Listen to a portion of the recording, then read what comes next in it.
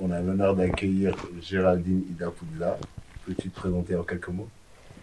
Géraldine Idapunza, comme tu as dit, en tout cas, merci de me recevoir sur votre plateau.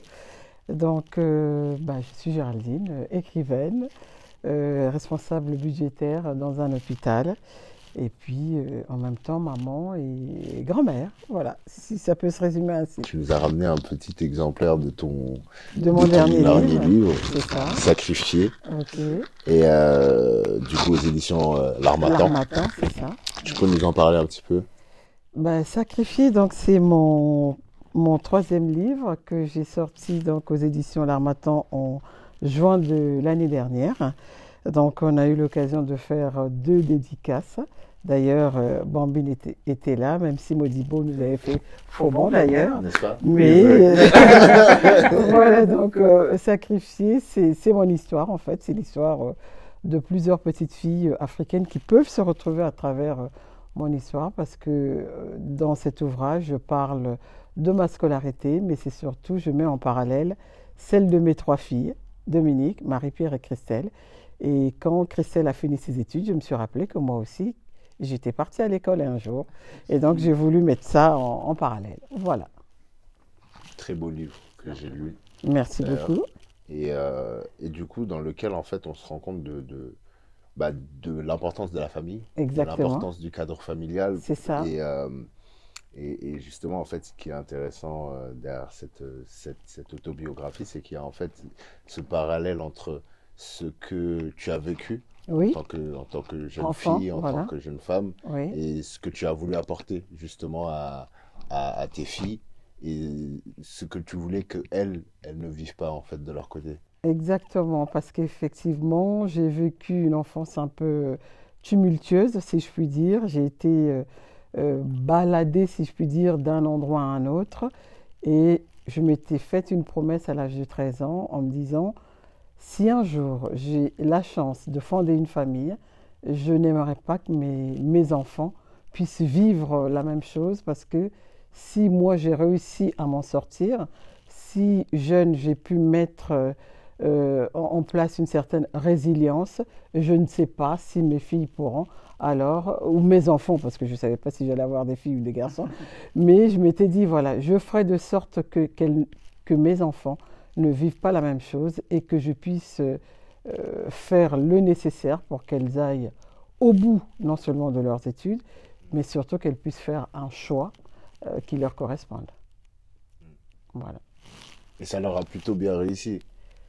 On peut dire ça. Oui. On peut dire ça. Voilà, c'est elles qui le diront le plus que moi, mais je pense avoir atteint mon but, les avoir ramenées là où elles souhaitaient aller, surtout dans le cas de Christelle la dernière, où je me suis retrouvée seule à assumer la responsabilité du père et de la mère à tous les niveaux, aussi bien financier que moral, soutien. Voilà. Donc je pense que là où elle est, Christelle, elle peut se dire que voilà, la mission est accomplie, maintenant à elle de faire sa vie. En la connaissant, en tout cas, pour le moment, on peut dire que ça a été bien réussi. Merci. Ça a été très bien réussi. Merci. Moi, j'avais une question à te poser, Géraldine. Oui. Je voulais savoir comment est né ton amour pour l'autobiographie, en tout cas pour l'écriture. Alors, déjà, avant de parler de l'écriture, moi, ça a été la lecture. En fait, je me suis retrouvée chez un oncle où je n'avais accès qu'à la bibliothèque, en fait. Je ne pouvais pas toucher à la nourriture, aux enfants, à tout ce qui se passait. Mais la bibliothèque, c'était free, je pouvais y aller. Et donc, j'ai dévoré en quelques mois tout ce que je pouvais lire. Et comme je voyageais beaucoup à travers les livres, je m'étais dit, pourquoi pas moi un jour, peut-être que je pourrais écrire des petits articles, je pourrais faire des petites choses. Et j'ai commencé, je me rappelle quand j'étais au lycée, en première, j'avais fait un petit article sur le dépigmentation de la peau, parce que j'avais remarqué qu'on avait nos tatas qui se dépigmentaient la peau pour devenir un peu plus clair, voilà, parce qu'il y avait un complexe. Et déjà en première terminale, j'avais fait un article sur ce sujet-là. Après, quand j'ai commencé à travailler, j'ai fait aussi un article sur le travail de la secrétaire médicale, puisque moi-même, à l'époque, j'étais secrétaire médicale. Et c'est comme ça, petit à petit, que je me suis dit, tiens, je peux écrire. Et le premier livre donc, qui est sorti en 2007, qui s'appelle Expatrié en Guinée-Conakry. Quand j'ai écrit ce livre, c'était pour faire un petit récit pour les enfants, parce qu'on venait de vivre une aventure inoubliable en Afrique de l'Ouest, donc en Guinée-Conakry. Et je m'étais dit, bah, je vais faire un petit récit pour les enfants. Comme ça, si un jour elles décident de faire le chemin inverse, elles auront au moins un document qu'elles pourront regarder, suivre et faire leur voyage. Et puis finalement, je l'ai présenté aux éditions L'Harmattan et il a fini à être publié. Voilà, donc il a été publié. Et ça, c'était en 2007. 2007, première publication de livre. Et depuis, bah, ça s'est pas vraiment arrêté au final. Non, pas vraiment, parce qu'en fait, je pense que quand on commence à écrire, bah, on est dans cet élan-là.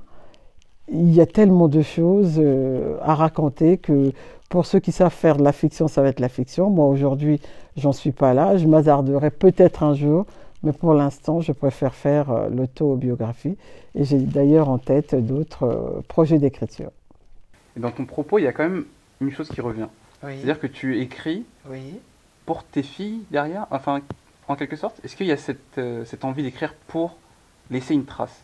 Alors, il y a plusieurs choses. Déjà, écrire pour les filles, parce que dans la culture africaine, on a, enfin, aujourd'hui ça se développe, mais avant, il y avait beaucoup de transmission orale.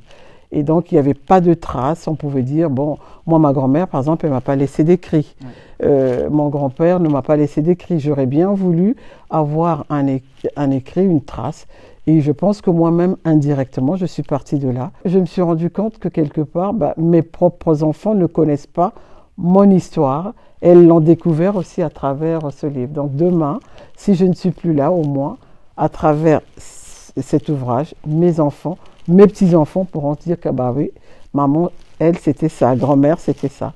Et j'aimerais que plusieurs parents puissent faire cette démarche-là, parce que c'est comme ça qu'on va vulgariser notre culture et notre histoire personnelle. Moi, ce qui m'a frappé, c'est le niveau de détail dans lequel tu plonges dans Sacrifier. Moi, c'est vraiment ça qui m'a marqué dans ce livre, c'est à quel point tu arrives à raviver tes souvenirs et à nous les faire vivre en fait à travers l'ouvrage. Comment ça s'est passé au niveau de ton processus d'écriture? Comment tu as réussi à replonger autant dans tes souvenirs pour récupérer tes détails, comment tu te sentais à telle ou telle période, etc.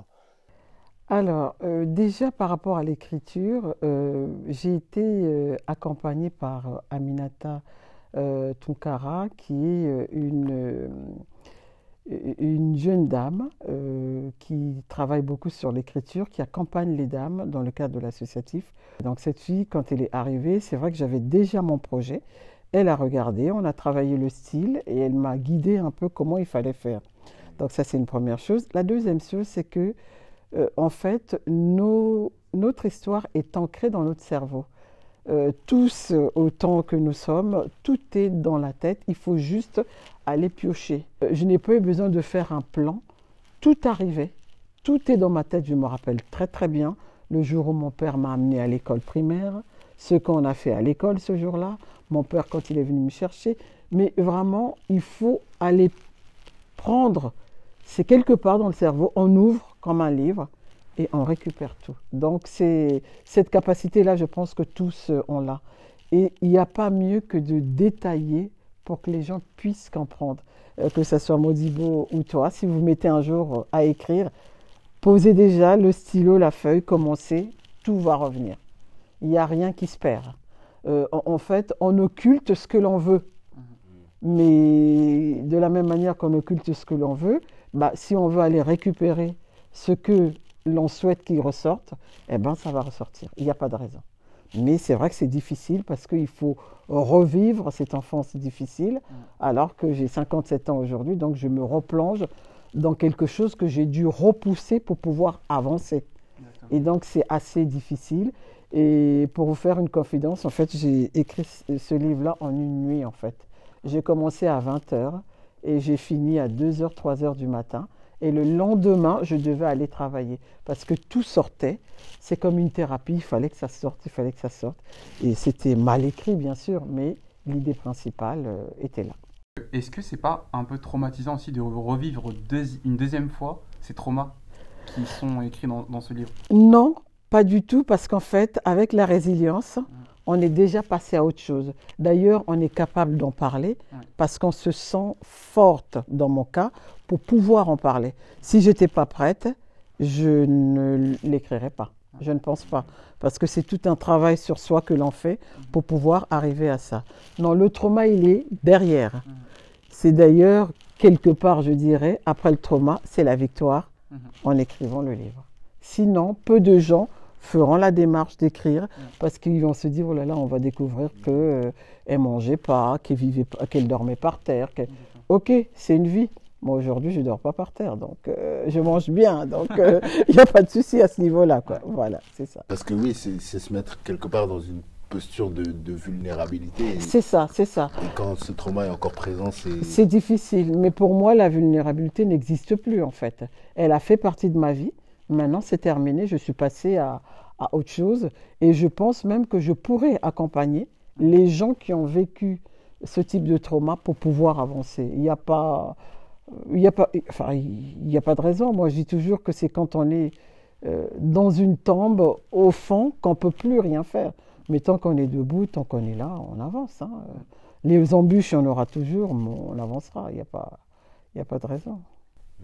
On dit souvent que derrière chaque grand écrivain, un écrivain, il y a un grand lecteur. Ouais. Tout à l'heure, tu as parlé de la lecture. Voilà. Quelles ont été les œuvres qui t'ont le plus marqué? Oh là là, plein. Là, il y en a plein, je ne vais pas les citer là, mais là, la semaine, on est quoi aujourd'hui? On est dimanche.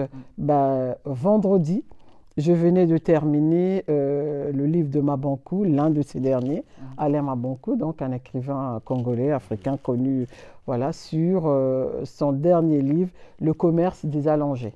Voilà, ce monsieur-là écrit sur la ville de Pointe-Noire où j'ai grandi et je me retrouve, donc c'est vraiment très très bien. En dehors de ça, alors qu'est-ce que je pourrais dire? Le premier livre que j'ai lu, c'était Albert Camus, alors que j'étais affamée, mais j'ai dévoré ce livre-là, par exemple. Là, actuellement, je suis en train de lire Maryse Condé sur... alors, le titre, je ne l'ai plus tout à fait en tête, là, mais c'est Tutiba, la sorcière. Voilà. Donc, j'ai plein de livres comme ça. Et moi, c'est vrai que je lis aussi beaucoup de livres policiers. Et c'est varié. C'est là que je tire un peu mes exemples aussi, mes connaissances, mes apprentissages. Je ne suis pas ancrée sur un seul écrivain. J'en lis beaucoup. Tout ce qui se présente à moi, ben voilà. Ça me nourrit, j'ai besoin de ça. Qu'est-ce que tu as retenu en fait de cette expérience, en fait, d'être ballottée de famille en famille? Alors, il y a plusieurs choses. C'est-à-dire qu'aujourd'hui, je me dis une chose, notre culture africaine est bonne. Mais comme dans toute culture, il y a des choses à prendre, il y a des choses à laisser ou il y a des choses à améliorer. Dans nos familles, on a toujours tendance à croire que l'enfant sera mieux élevé ailleurs que dans le foyer familial. Parce que quand on voit certainement le contour, on se dit là-bas, c'est une maison dure, comme on disait en Afrique, donc c'est bon. Mais en fait, il faut aller à l'intérieur pour voir ce qui s'y passe. Moi, par exemple, je me suis retrouvée à habiter chez une tante qui elle-même vivait dans une situation plus précaire que chez ma propre mère. C'est-à-dire qu'il y avait un seul revenu, on était dans un 2 pièces, et moi je me suis retrouvée, en partant de chez ma mère, j'étais au salon, j'étais dans une chambre, je me retrouvais au salon, mais comme vous savez vous-même, les enfants, le salon en Afrique, il y a à la fois les casseroles, les bidons d'eau, tout ce que vous voulez. La cuisine, c'est au même endroit. Donc, on me met un matelas là, ou si on peut appeler ça un matelas, hein, pourquoi pas.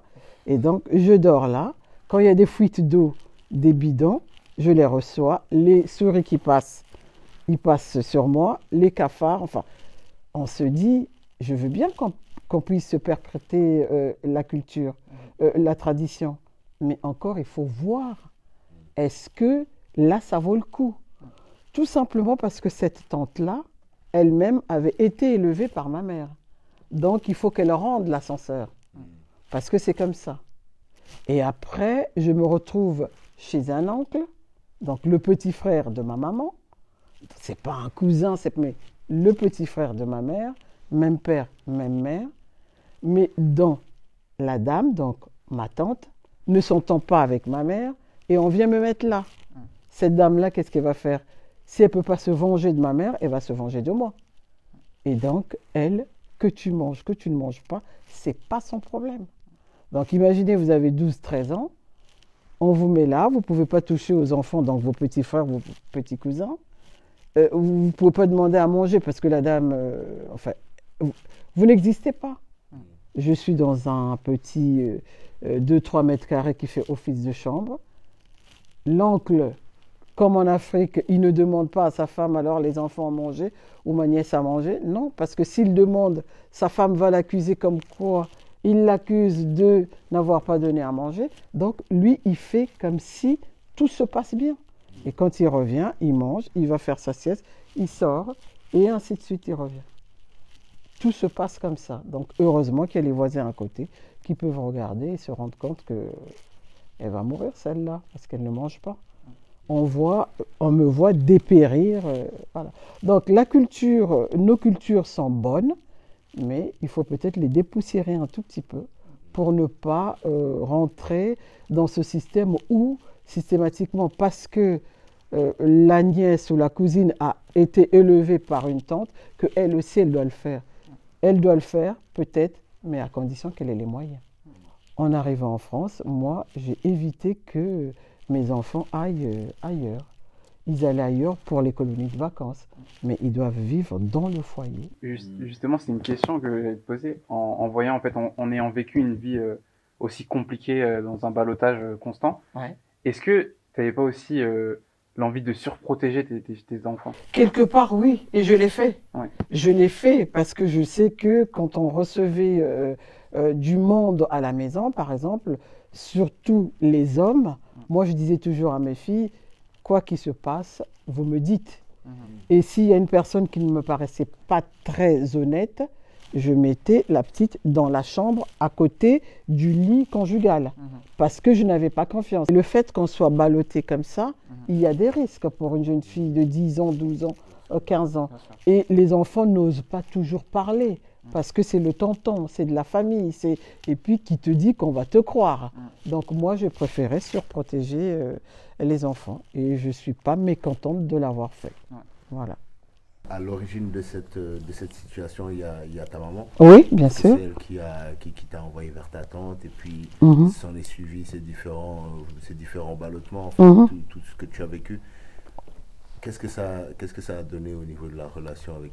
Une très très mauvaise relation et de la distance parce que moi j'ai compris que quelque part, à tort peut-être, c'est comme si je payais un peu la séparation de mes parents parce que je ne suis pas la seule fille. J'ai une aînée, j'ai la deuxième.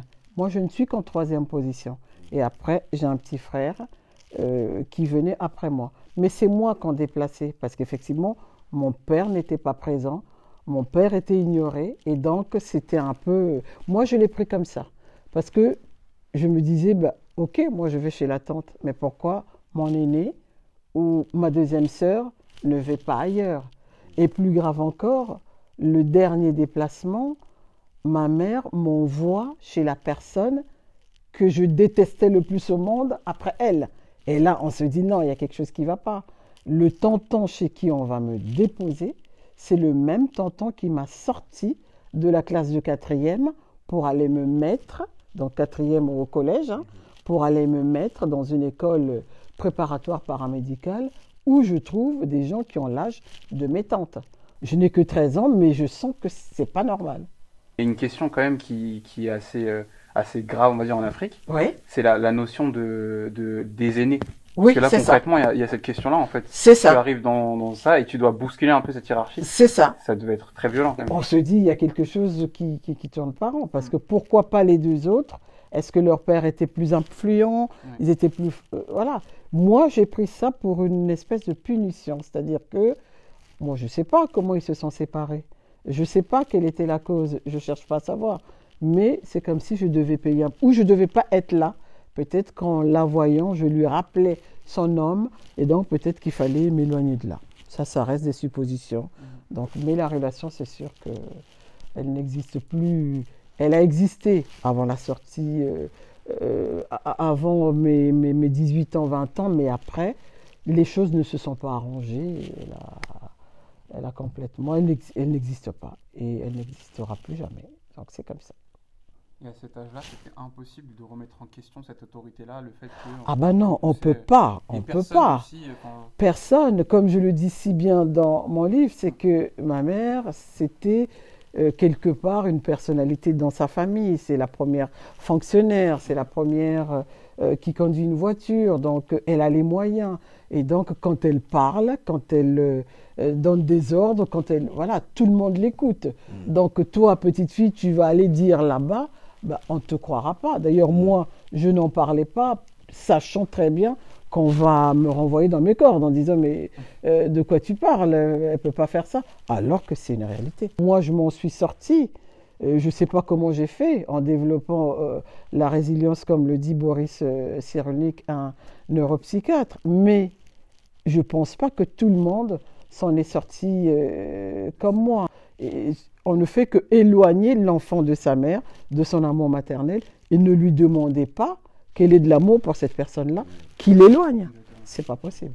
Et pourtant, c'est justement, c'est un peu une injonction qui est obligatoire en Afrique, en fait. C'est ça. C'est pour ça que là, il y a vraiment enfin, il y a vraiment la remise en question de la tradition. C'est ça. Dans le sens où la tradition, souvent, elle veut qu'on soit genre très respectueux vis-à-vis de nos parents. Voilà. Très, enfin voilà, c'est quasiment c'est quand même une figure divine en fait, le parent. Bien sûr, bien sûr. Alors que là, dans cet exemple-là, on voit un parent quand même qui a été toxique et qui défaillant en fait, voilà, choses, exactement, et qui voilà, là, il y a vraiment une remise en question de son c'est travail. ça.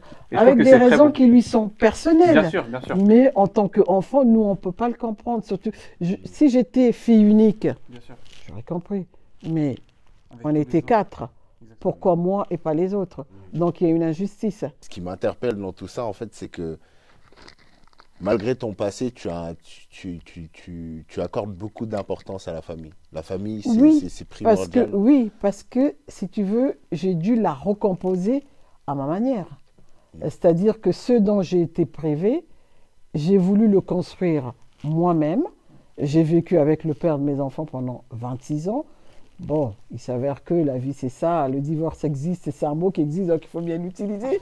Quand on en a besoin, je l'ai utilisé. Mais c'est vrai qu'à ma manière, j'ai refondé cette famille dont j'ai été privée. C'est-à-dire, déjà, mes parents se séparent quand j'ai 1 année, et après, je vais par-ci, par-là. Moi, j'ai voulu, malgré les difficultés, faire de sorte que le cocon familial soit là, même si 26 ans après, tout s'est brisé, mais au moins, j'ai fait ce temps-là qui a permis aux enfants de pouvoir vivre dans une vraie cellule familiale. Voilà. Du coup, est-ce que tu as un projet qui arrive? Actuellement, en tête, si j'avais 5 000 €, là, je vais voir avec mon mari qui est caché là-bas, là, voilà. S'il me met 5 000 € sur la table, en fait, moi, j'aimerais faire de la cuisine africaine, c'est-à-dire que en gardant mon travail à l'hôpital, les week-ends, j'aimerais bien proposer des mets africains. Donc le projet aujourd'hui qui me tient à cœur, c'est celui-là. Et puis j'ai un livre de recettes aussi que je voudrais faire. Et puis j'ai vécu une expérience d'entrepreneuriat pendant 10 ans sur la boulangerie. J'aimerais bien l'écrire parce que voilà, c'est derrière moi maintenant. J'ai tenu une boulangerie de 2011 à 2019 que j'ai dû fermer pour des raisons, voilà. Mais j'aimerais bien mettre en avant cette expérience d'entreprendre en tant que femme et noire en France. Toujours le désir de transmettre. Voilà, c'est ça, exactement. C'est une très très bonne transition vers la fin parce que justement, Histoire d'Afrique, c'est transmission du savoir avant tout, les amis, n'est-ce pas? Bien. N'hésitez pas à acheter ce livre aux éditions L'Harmattan. L'Harmattan, voilà. Sacrifié. Voilà. Je peux le montrer à la cam. Bien vu, Modibo.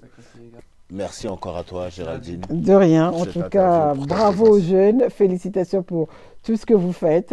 Pour l'instant, je n'ai pas assez d'argent, mais quand j'aurai quelques pépettes, je mettrai dans la cagnotte. Voilà.